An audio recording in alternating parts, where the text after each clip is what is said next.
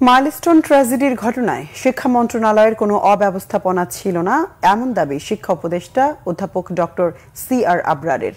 সচিবালয়ে সাংবাদিকদের সাথে আলাপকালে শিক্ষা উপদেষ্টা বলেন, শিক্ষার্থীদের দাবি অনুসারে তার পদত্যাগ করার মতো কোনো পরিস্থিতি তৈরি হয়নি। তবে নিয়োগকারী কর্তৃপক্ষ চাইলে যে কোনো সময় পদত্যাগ করতে রাজি বলেও জানান সি.আর. আবরার।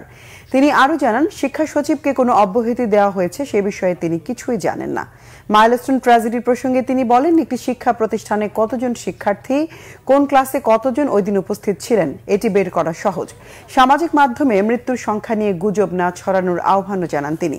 মাইলস্টোন ট্র্যাজেডির কারণে স্থগিত হওয়া 2টি পরীক্ষা একই দিনে অনুষ্ঠিত হবে বলেও জানান শিক্ষা উপদেষ্টা।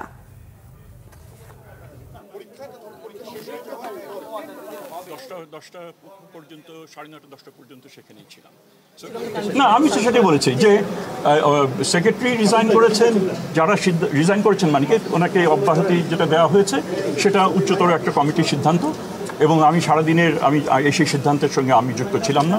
কেন দেওয়া হয়েছে সেটার উত্তর আমি দিতে পারবো না। দ্বিতীয়ত হচ্ছে, আমার চাওয়া হয়েছে, আমি নিজের থেকে করার কোনো অভিপ্রায় নেই, কারণ আমি এখানে আমার কাজের কোনো এখানে ব্যত্যয় হয়েছে বলে আমি মনে করি না।